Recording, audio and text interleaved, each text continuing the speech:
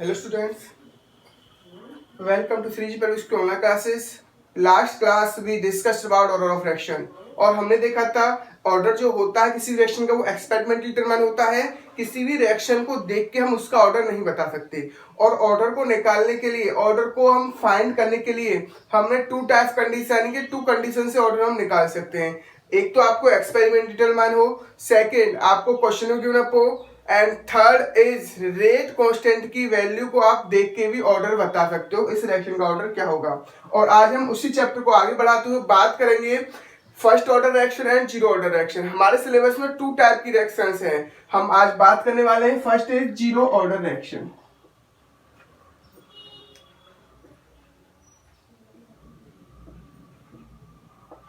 हम देखते हैं जीरो ऑर्डर रिएक्शन का मतलब क्या है. आपको पता है अकॉर्डिंग टू रेट लॉ, अगर आप रेट लॉ का एक्सप्रेशन बनाओगे तो क्या होगा भाई. Suppose that my reaction is A to B. A से क्या बन रहा है आपका बी बन रहा है. एट टी इक्वल टू 0 पर इसकी कंसंट्रेशन मान ली मैंने सी नॉट और at T equal to T पर इस ए की कंसंट्रेशन क्या मान ली मैंने सी टी. क्या मान ली भाई सी टी कंसंट्रेशन मान ली. क्या तो बात समझ में आ रही होगी. अब हम अकॉर्डिंग टू रेट लॉ की बात करें तो आपको पता है rate of reaction is equal to K concentration of product concentration of reactant की पावर जीरो.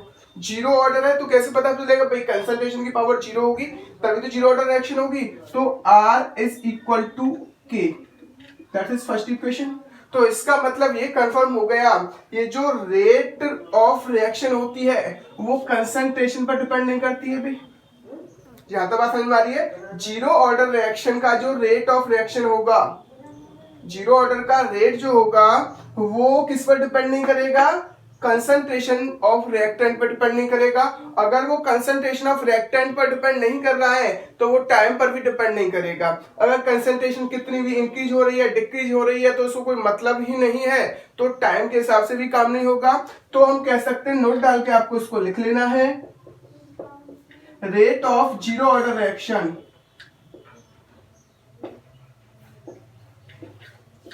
does not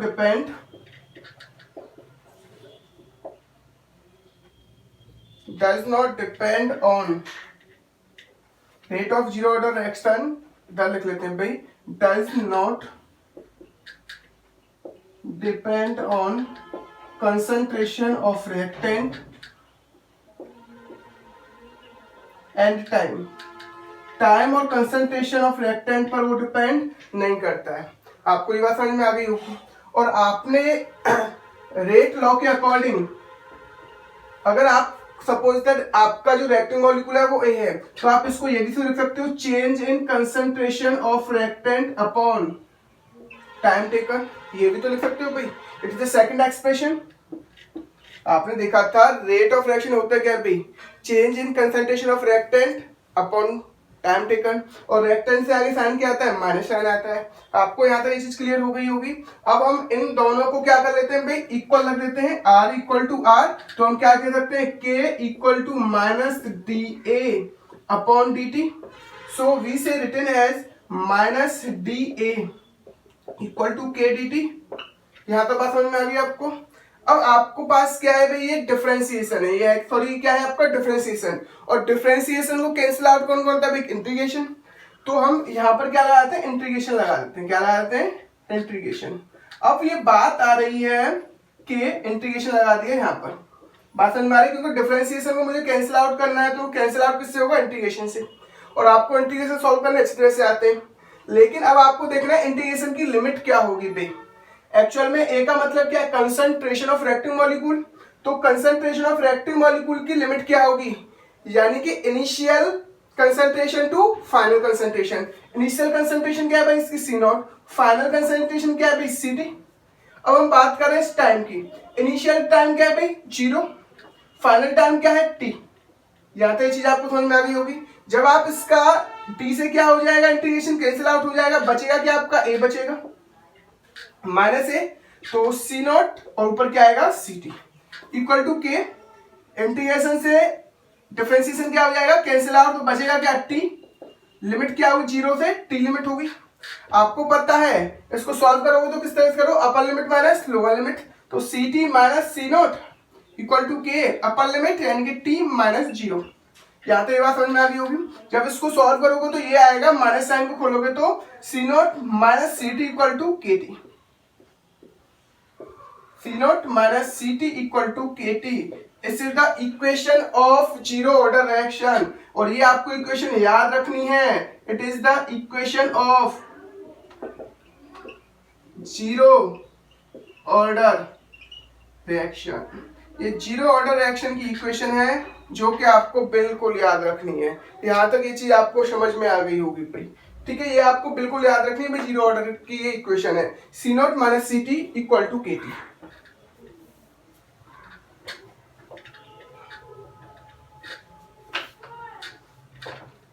अब हम इससे रिलेटेड कुछ ग्राफ्स को प्रेजेंट कर लेते हैं भी। सपोज दैट इधर लगा लिया मैंने रेट, वो किसके लिए डिफाइन कर रहा हूं, जीरो ऑर्डर के लिए। किसके लिए डिफाइन करने की कोशिश कर रहे हैं ग्राफ को, जीरो ऑर्डर के लिए, ठीक है। और इस तरफ लगा लिया मैंने concentration, first graph. Second graph is, यहां लगा लिया मैंने रेट, यहां लगा लिया मैंने टाइम, फॉर किसके लिए, जीरो ऑर्डर के लिए।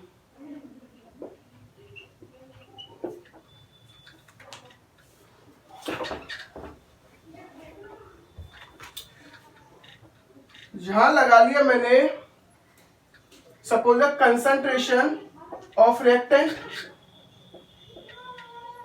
यहां टाइम का ग्राफ है। यहां ले लिया अपन ने इनिशियल कंसंट्रेशन ऑफ रिएक्टेंट,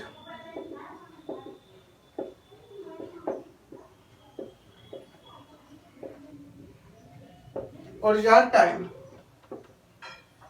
अब हम समझते हैं क्या ग्राफ हो सकते हैं। सब ग्राफ किसके लिए है, जीरो ऑर्डर के लिए। किसके लिए है, जीरो ऑर्डर के लिए। किसके लिए है सर, जीरो ऑर्डर के लिए। आपको मैं पहले बता चुका हूं rate of zero order reaction does not depend on concentration, क्योंकि आपको पता है R is directly R equal to K, A की पावर क्या आती है, zero. So R equal to K होता है, इसका मतलब वो कंसंट्रेशन पर डिपेंड बिल्कुल नहीं करता है। अगर ये कंसंट्रेशन पर डिपेंड नहीं करेगा, रेट अगर कंसंट्रेशन पर डिपेंड नहीं करेगा तो क्या होगा भाई, आप कितनी भी कंसंट्रेशन बढ़ाओ रेट पर कोई इफेक्ट पड़ने वाला नहीं है। तो ग्राफ क्या बनेगा, यही तो बनेगा भाई। आप कंसंट्रेशन कितनी बढ़ा लो, रेट क्या है आपका, कांस्टेंट।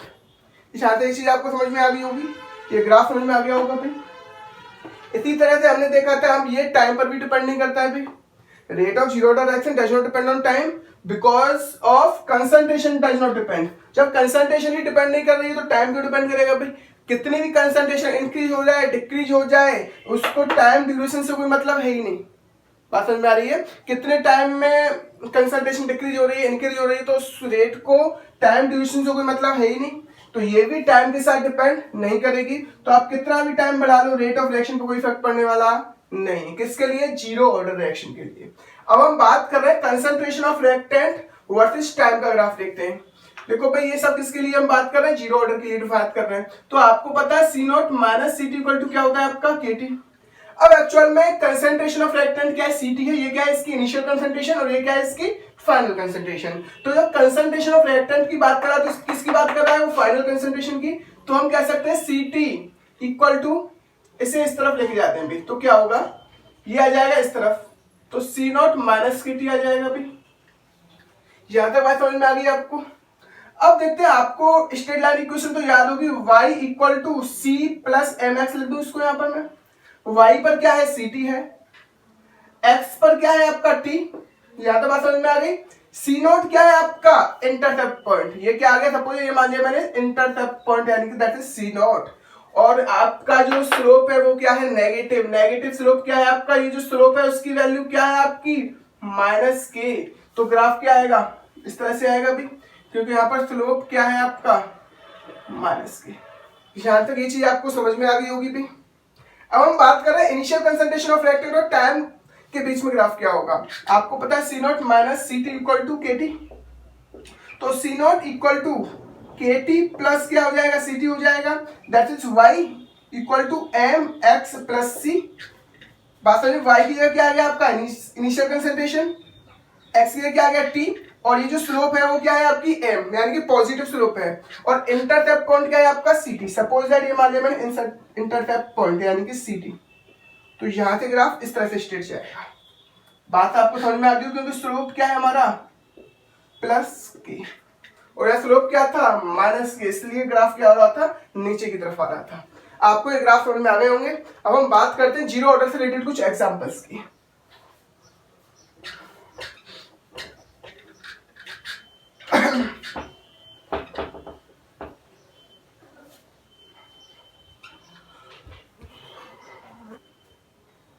कुछ एग्जांपल्स देख लेते हैं।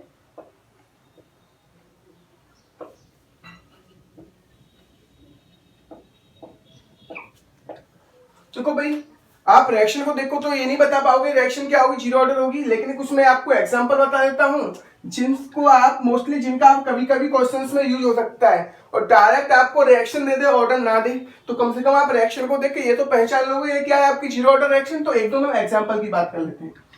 H2 प्लस Cl2, H2 और Cl2 जब आपस में इंटरेक्ट करेंगे इन प्रेजेंस ऑफ सनलाइट, किसकी प्रेजेंस में रिएक्शन कर रहे हैं, सनलाइट की प्रेजेंस में, तो 2 फॉर्म 2HCl।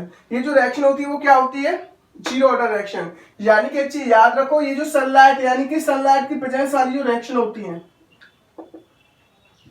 सनलाइट की प्रेजेंस वाली जो रिएक्शन होती है वो कौन सी ऑर्डर रिएक्शन होती है आपकी, जीरो ऑर्डर रिएक्शन होती है। Second is 2HI dissociate into H2 plus I2, it is a zero order reaction.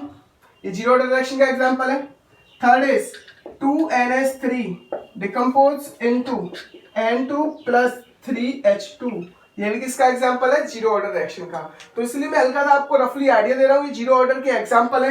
कभी एग्जाम में अगर वो आपको डायरेक्ट जीरो ऑर्डर ना देके आपको डायरेक्ट रिएक्शन लिखते तो आप उन्हें पहचान सको ये जीरो ऑर्डर की रिएक्शन है, वरना आपको रेट की यानी कि रेट कांस्टेंट की यूनिट से पहचान सकते हो, या फिर रिएक्शन देगा उससे पहचान सकते हो, या फिर आपको लिख के देगा वो जीरो ऑर्डर रिएक्शन है। यहां तक चीज समझ में आ गई, एग्जांपल्स की भी हमने बात कर ली। अब हम देखेंगे first order reaction. First order reaction की इक्वेशन क्या होगी उसकी बात समझेंगे हम। First order reaction, first order reaction की क्या इक्वेशन बनने वाली है उसकी बात करेंगे। आपको पता है according to rate law, suppose that A से क्या बन रहा है बी, वही कंसंट्रेशन टी नॉट पर क्या मान ली मैंने, इसके अंदर सी नॉट मान ली, after T time that concentration is C T. तो अकॉर्डिंग टू रेट लॉ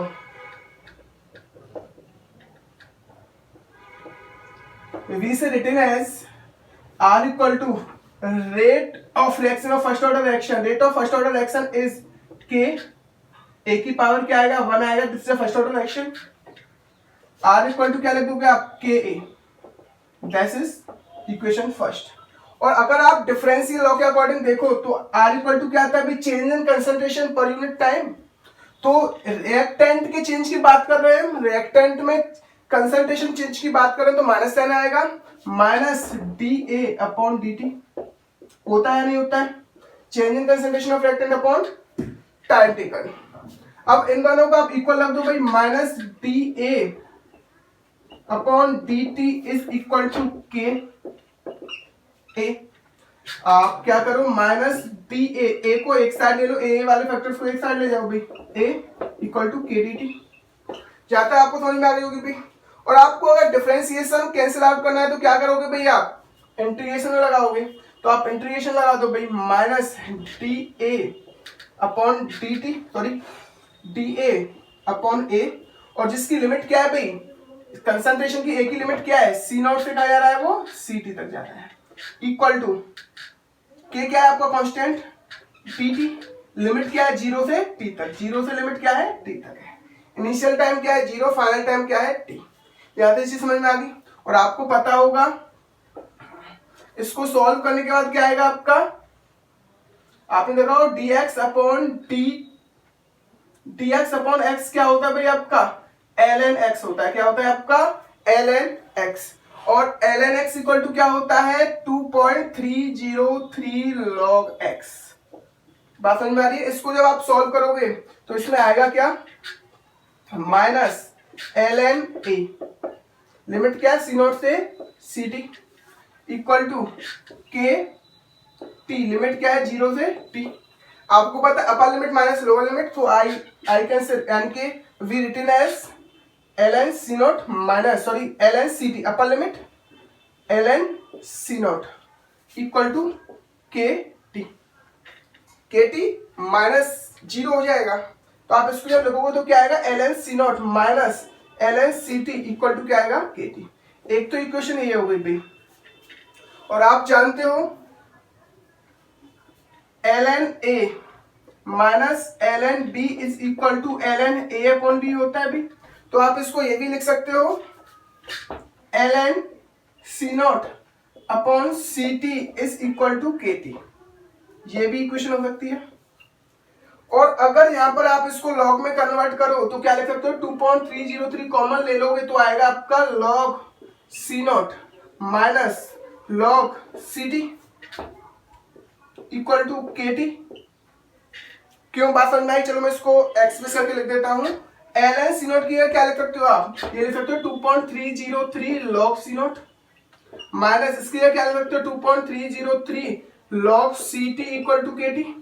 यहाँ पर 2.303 कॉमन ले लो तो आप लिख सकते हो log C not minus log C T equal to K upon, इसको यहाँ पर आपने जो 2.303 कॉमन लिया था नहीं लिया था, तो आप इसको ये भी लिख सकते हो log C not minus log C T is equal to K upon 2.303 T. एक ये भी इसको इस तरह से भी एक्सप्रेस कर सकते हो, और आप इसको ये भी एक्सप्रेस कर सकते हो भाई, 3 पढ़ने तो ये हो गए भाई, और चौथा भी देख लो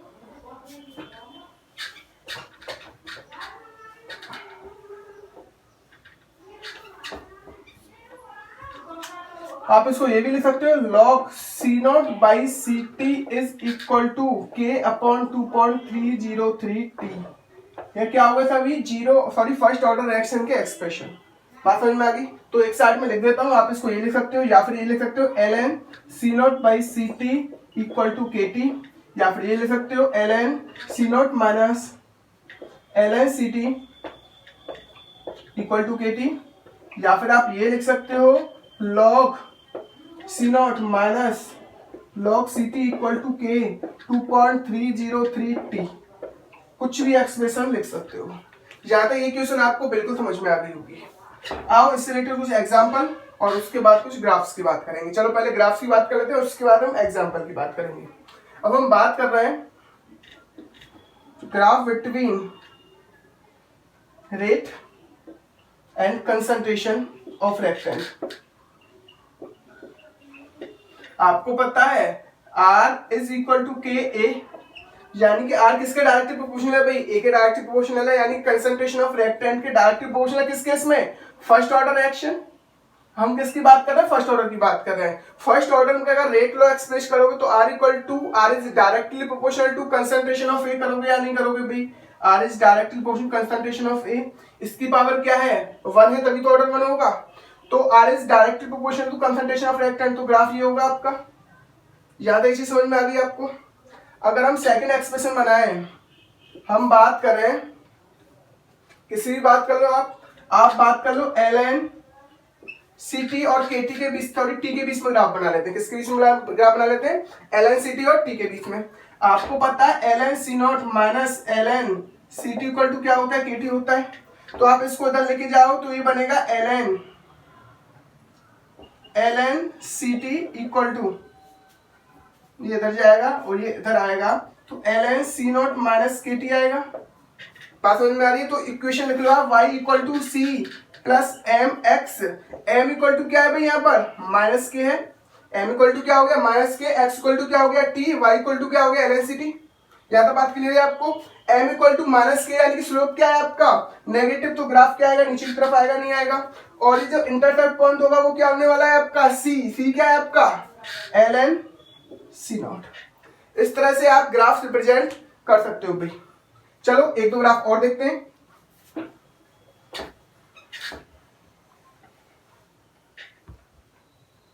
चलो हम ग्राफ की बात करें, हम बात कर लें ln C not by C T और टी में ग्राफ देखें भाई। आपको देखा है, पता है फॉर फर्स्ट ऑर्डर, सब किसकी बात कर रहे हैं, फर्स्ट ऑर्डर की बात कर रहे हैं भाई। ln c not by C T equal to क्या है आपका, के टी है। ये क्या है, y that is x, y equal to M X, और स्लोप क्या है आपका पॉजिटिव, तो ग्राफ क्या होगा, यही होगा। और स्लोप क्या हो जाएगा यहाँ पर आपका प्लस के। यहाँ तो बात समझ में आ गई। अगर हम लॉग के रेस्पेक्ट में ग्राफ रिप्रेजेंट करें तो वो भी कर सकते हैं। अगर हम ग्राफ रिप्रेजेंट कर ले log C not by C T और टी के बीच में, तो आपको पता है log C not by C T is equal to K upon 2.303 T. यहाँ पर स्लोप क्या है आपका, के अपॉन 2.303। तो ये ग्राफ इस तरह से बनेगा या नहीं बनेगा, और यहाँ स्लोप क्या होगा, एम इक्वल टू क्या होगा, के अपॉन 2.303। इन दोनों में डिफरेंस क्या है बस स्लोप का। यहाँ स्लोप क्या है के, और यहाँ स्लोप क्या है के अपॉन 2.303। इस तरह से आप एक दूसरे में ग्राफ रिप्रेजेंट कर सकते हो। यहाँ तो ये चीज आपको बिल्कुल समझ में आ गई होगी। आओ अब फर्स्ट ऑर्डर रिएक्शन से रिलेटेड कुछ एग्जांपल समझ लेते हैं।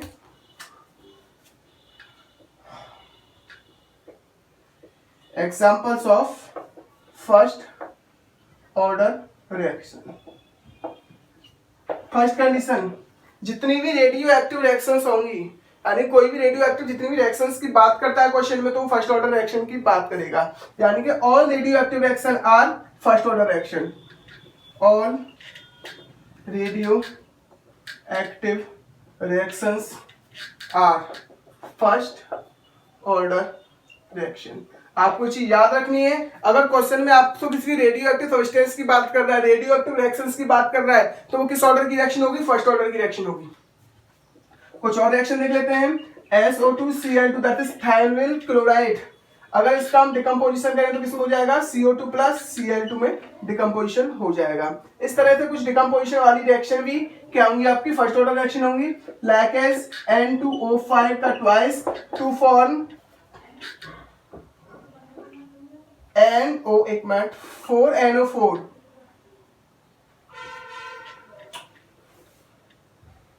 प्लस O2, रिएक्शन बैलेंस हो गई है भाई, ठीक है। इस तरह से आप ये काम कर सकते हो भाई। सॉरी NO2 है, सॉरी। इस तरह से रिएक्शन बैलेंस हो चुकी है। ये क्या होती है आपकी फर्स्ट ऑर्डर रिएक्शन में कुछ एग्जांपल है। यहाँ तक ये चीज आपको बिल्कुल समझ में आ गई होगी भाई। आपको फर्स्ट ऑर्डर रिएक्शन और जीरो ऑर्डर रिएक्शंस की ये जो इक्वेशन है उनको लर्न करके रखना है। अब हम नेक्स्ट टर्म की स्टडी करने वाले हैं, that is half life time, यानी कि हाफ लाइफ पीरियड या हाफ लाइफ टाइम कह सकते हो। एक्चुअल में हाफ लाइफ टाइम का मतलब क्या है वो हम समझ लेते हैं भाई। जैसा कि आपको नाम से पता पड़ रहा है किसी भी, यानी कि अब हम बातें तो समझ लेते हैं। सपोज ए से क्या बन रहा है आपका, बी बन रहा है। एट टी इक्वल टू 0 पर इसकी कंसंट्रेशन मान ली मैंने सी नॉट, ठीक है। रिएक्टेंट की कंसंट्रेशन क्या थी, सी नॉट। जैसे जैसे रिएक्शन आगे बढ़ेगी वैसे वैसे क्या होगा, इसकी कंसंट्रेशन में क्या आता चलेगा, डिक्रीजमेंट आता चलेगा, इसकी कंसंट्रेशन रिड्यूस होती चलेगी, यानी कि ए क्या होता चलेगा आपका, रिड्यूस होता चलेगा। तो एट हाफ टाइम पर क्या होगा, हाफ टाइम को रिप्रेजेंट करते हैं टी हाफ से। हाफ टाइम एक ऐसा टाइम होगा जहां रिएक्टेंट की कंसंट्रेशन रिड्यूस होकर क्या हो जाएगी, उसकी जस्ट हाफ हो जाएगी। एक बार दोबारा समझ लो, हाफ लाइफ पीरियड का मतलब क्या है, हाफ लाइफ टाइम का मतलब क्या है, concentration of reacting molecule reduce to become half of initial value. उसकी जो इनिशियल कंसंट्रेशन थी उसकी कंसंट्रेशन जितने टाइम में उसकी आधी हो जाएगी, अपनी कंसंट्रेशन की आधी हो जाएगी, that is called half life time. यहां तक आपको चीज समझ में आ गई होगी। और हाफ लाइफ टाइम को रिप्रेजेंट करते हैं हम टी हाफ से। बात समझ में आ रही है, एक बार और समझ लो। देखो एक्चुअल में है क्या, किसी कोई भी रिएक्टिव मॉलिक्यूल है उसकी कंसंट्रेशन जितने टाइम में आधी हो रही है उसकी हो जाएंगे उसकी हम हाफ लाइफ। फुल लाइफ का मतलब क्या है, उसकी कंसंट्रेशन है पूरी तरह से कंप्लीटली रिड्यूस हो जाएगी, कंसंट्रेशन पूरी तरह से प्रोडक्ट में बदल जाएगी, कंसंट्रेशन पूरी तरह से कंप्लीट हो जाएगी, that is called full life time. बात समझ में आ रही है। तो आपको हाफ लाइफ टाइम का मतलब समझ में आ गया, that is equal to T half. तो हम इसको डिफाइन कर रहे हैं, the time interval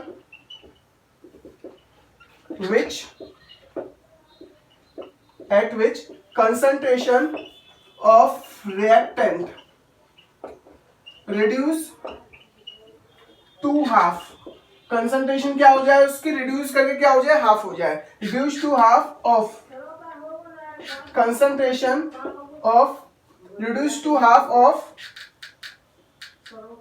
it's initial concentration. यानी कि वो टाइम इंटरवल जिसमें किसी भी रिएक्टेंट की कंसंट्रेशन रिड्यूस कब क्या हो जाए, हाफ हो जाए उसकी इनिशियल कंसंट्रेशन की, that is called half life. जैसे आपने देखा एक ही कंसंट्रेशन क्या थी, सी नॉट, अगर वो जिस टाइम पर सी नॉट हाफ में कन्वर्ट हो रही है उस टाइम को क्या कहेंगे हम, हाफ लाइफ। क्या कहेंगे उसकी, हाफ लाइफ। यहां तक ये चीज आपको समझ में आ गई होगी। अब हम फर्स्ट ऑर्डर रिएक्शन और जीरो ऑर्डर रिएक्शन के लिए उसकी हाफ लाइफ की वैल्यू निकालेंगे। तो यहां तक इसको मैं रफ कर देता हूं। अब हम निकालेंगे half life time for zero order reaction and half life time for first order reaction. तो हम लिख लेते हैं भी half life time for zero order reaction, और यहां हम निकाल देंगे half life time for first order reaction. देखो भाई, सपोज दैट ए से आपका बी बन रहा है, एट टी इक्वल टू 0 पर मैंने इसकी कंसंट्रेशन मान ली सी नॉट। अगर इसकी कंसंट्रेशन क्या हो रही है, उसकी इनिशियल कंसंट्रेशन जस्ट हाफ हो रही है, तो उस टाइम को क्या कहते हैं हम, टी हाफ कहेंगे, नहीं कहेंगे? बात समझ में आ रही है? इसको क्या कहते हैं हम, टी हाफ, या आप इसको T50 भी कह सकते हो। क्या कह सकते हो, T50%, यानी कि 50% तक रिड्यूस हो चुकी है। 50% क्या रिड्यूस रिप्रेजेंट कर रही है, वो जो उसकी इनिशियल कंसंट्रेशन है वो 50% रिड्यूस हो चुकी है। जिस टाइम पर उसकी कंसंट्रेशन 50% रिड्यूस हो जाएगी उसको हम टी हाफ लिख सकते हैं या T50 भी लिख सकते हैं। आपको ये बात बिल्कुल समझ में आ गई होगी भाई। अब देखो, आपको पता है जीरो ऑर्डर का फॉर्मूला क्या होता है, C not minus C T equal to K T होता है भाई।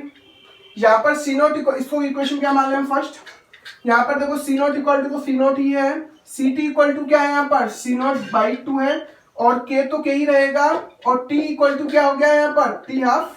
टी हाफ टाइम पर इसकी कंसंट्रेशन क्या हो रही है, सी नॉट बाई 2 हो रही है। बात यहाँ समझ में आ रही है? इनकी वैल्यू इसमें पुटअप करोगे तो क्या आएगा बताओ, C not minus C not by 2, यानी कि फाइनल कंसंट्रेशन क्या हो चुकी है, सी नॉट बाई 2 हो चुकी है। उसका टाइम इंटरवल क्या है, सी टी हाफ है, T half equal to K T half. इसको सॉल्व करोगे तो आएगा C not by 2 equal to K half, और sorry T half equal to C not by 2 K. आपको याद रखना है for zero order reaction, zero order reaction के लिए हाफ लाइफ की वैल्यू क्या होती है, T half equal to C not by 2 K. और हम फर्स्ट ऑर्डर की बात करें, ए से बी बन रहा है, वही condition, at T equal to 0 पर इनिशियल कंसंट्रेशन क्या मान ली मैंने, सी नॉट। हाफ लाइफ यानी कि जब हाफ टाइम हो गया तो उसकी कंसंट्रेशन क्या हो जाएगी, जस्ट हाफ हो जाएगी। आप जानते हो फर्स्ट ऑर्डर का फॉर्मूला होता क्या है भाई, आप बिल्कुल अच्छी तरह से जानते हो, log C not by C T equal to K upon 2.303 T. अब आप इसमें वैल्यू पुटअप करो, इनिशियल कंसंट्रेशन क्या है भाई, सी नॉट ही है, फाइनल कंसंट्रेशन क्या है, C not by 2 equal to K 2.303 क्या रहेगा, कांस्टेंट है, और टी क्या है उसकी, हाफ लाइफ, हाफ टाइम। बात समझ में आ रही है? अब इसको ये यहाँ चला जाएगा, सी नॉट कैंसिल आउट, तो बचेगा क्या, log 2 equal to K 2.303 T half, और so T half is equal to log 2 into 2.303 upon K. और इसको जब आप log 2 की वैल्यू 0.3010 पुटअप करोगे तो टी हाफ आ जाएगा आपका 0.693 अपॉन के। बात समझ में आ गई? Half life for zero order reaction के लिए क्या है, सी नॉट बाई 2 के। Half life for first order reaction के लिए क्या है, 0.693 अपॉन के फॉर फर्स्ट ऑर्डर रिएक्शन। यहां तक चीज आपको दोनों की बात समझ में आ गई होगी। इन दोनों की हाफ लाइफ हम किस तरह से निकाल सकते हैं, ये चीज आपको बिल्कुल समझ में आ गई होगी। लेकिन एक चीज यहाँ पर कंफर्म हो गई है, ये जो आपकी जीरो ऑर्डर रिएक्शन होती है उसकी हाफ लाइफ रिएक्टेंट की कंसंट्रेशन पर डिपेंड करती है, लेकिन फर्स्ट ऑर्डर की हाफ लाइफ उसकी कंसंट्रेशन पर डिपेंड नहीं करती है।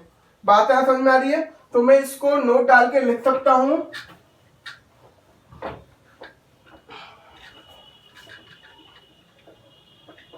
हाफ लाइफ यानी कि T half for first order reaction, T half of first order reaction does not depend,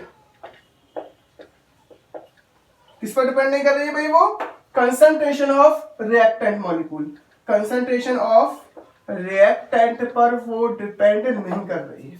बात समझ आ रही है आपको? लेकिन फर्स्ट जीरो ऑर्डर वाली रिएक्शन क्या कर रही है, डिपेंड कर रही है। T half of zero order reaction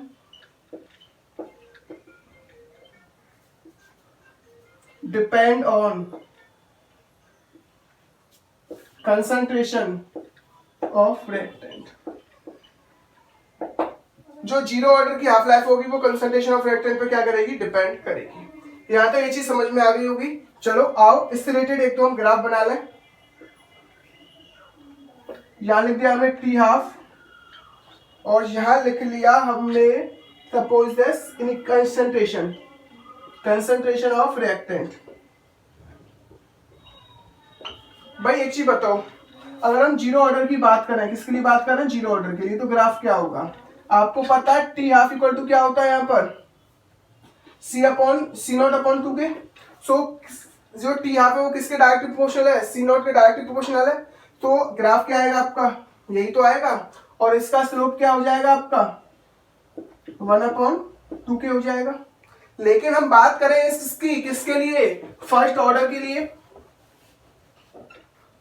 यही ग्राफ अगर हम फर्स्ट ऑर्डर के लिए बनाए, टी हाफ और कंसंट्रेशन ऑफ रिएक्टेंट, किसके लिए बात करें, फर्स्ट ऑर्डर रिएक्शन के लिए। तो आपको पता है फर्स्ट ऑर्डर होता क्या है अभी, टी हाफ इक्वल टू क्या होता है 0.693 अपॉन के। क्या वो कंसंट्रेशन ऑफ रिएक्टेंट पर डिपेंड कर रहा है, कुछ नहीं कर रहा। तो आप कितने भी कंसंट्रेशन बढ़ाते जाओ टी हाफ पर कोई इफेक्ट पड़ने वाला नहीं है। तो आपको इन ग्राफ्स को भी समझ में आना चाहिए। चलो एक दो बात और कर लेते हैं हम।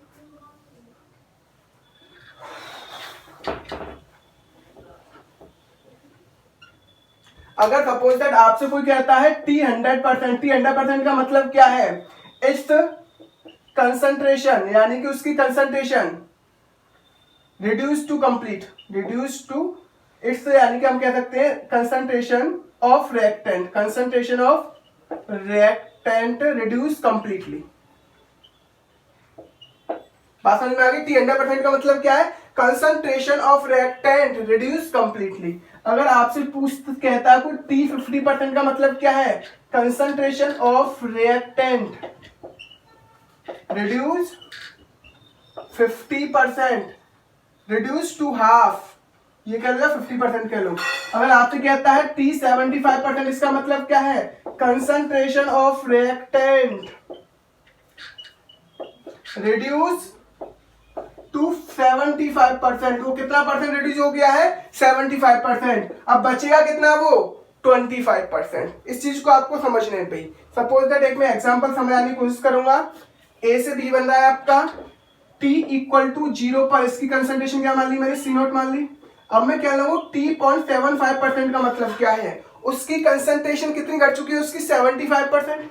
अगर उसकी कंसंट्रेशन 75% घट चुकी तो मैं कह सकता हूं सी नॉट माइनस 3/4 सी नॉट, 75% को ये कह सकता हूं। बात समझ में आ रही है? और उसकी कंसंट्रेशन बची कितनी है आपकी, C0/4।